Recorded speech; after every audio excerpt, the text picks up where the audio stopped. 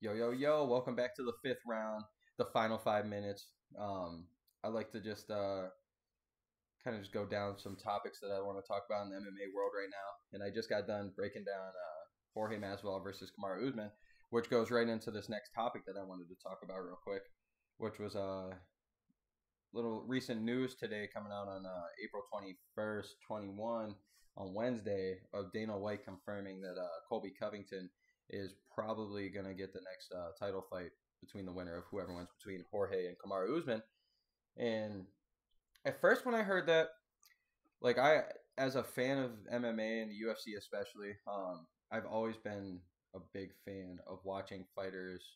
It's almost like that recency bias almost where you just got a really good glimpse of your fighter winning or finishing somebody big, and maybe two, three people since they fought for the belt, and you know that they deserved it. And I'm sitting here looking, and I'm like, I don't know how I like the news of it, just because his last win that we just saw in September was against Tyron Woodley, who's not even in the UFC anymore, and before that had lost how many fights in a row.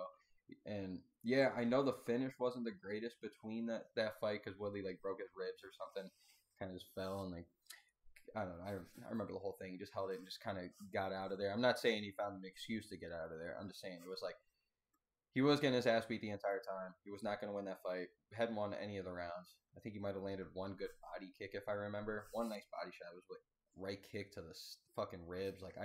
It was beautiful, but like he was just getting beat up so bad. It was one of those things you almost don't even see. So but it's yeah. So you're sitting here about Colby and you're like, all right, your last one's over Woodley, which yeah, it was dominant. You finished him, sure, but it's like, dude, you haven't fought since. And I know there was big rumbling between the Covington good old Masvidal fight, but it fell out and whatnot. And now ultimately we got Masvidal fighting for the belt. And then I am sitting here and I'm trying to talk myself into liking this Colby Covington choice because at the end of the day, whoever wins between Jorge and Kamaru, if they are gonna fight each other, if they're gonna fight Colby, he gets the winner. You're not gonna lose in those fights because I mean we either get another fight of the year performance out of him and Kamaru Usman, hopefully, or the bad blood between him and Masvidal being ex best friends and living together, and we've all seen the videos, so it's like that stuff definitely intrigued me, but it's this thing that Dana White does that really just makes me mad. Where he, I feel like every single time that there's rumblings of oh this guy gets the winner, this guy gets the winner of this guy gets the winner of that, some always seems to happen. Always something seems to happen. Like the Corey Sandhagen just previously, he was most likely going to get that title fight at 135, and then we seen Peter Yan or Poiter Yan and Aljamain Sterling going to that finish like that, were not finished, but disqualification with a knee, and then now they're sidelined forever. Aljamain Sterling's getting neck surgery. Who fucking knows? We thought that fight would be in the summertime, and now Corey Sandhagen's sitting here. Now he's got to fight T.J. Dillashaw, or it reminds me a little bit of the Francis Ngannou was supposed to get the winner of whoever fought this second time of Stipe and DC, and then Stipe comes back and wins, and then it's forced to be a third fight, and then you got pushed back for I think another year and a half before we even seen that fight for Francis to get there, and it happens all the time. They jump the gun a little too early, and they almost jinx it. It's not even their fault. It's just they almost jinx it every single time, and I feel like that could possibly happen. Because now look, if Kamaru Usman wins, okay, perfect. Colby Covington rematch makes total fucking sense.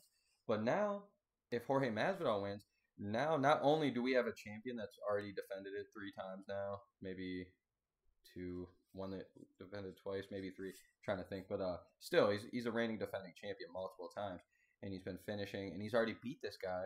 So now he's got a better chance against anybody to get that rematch.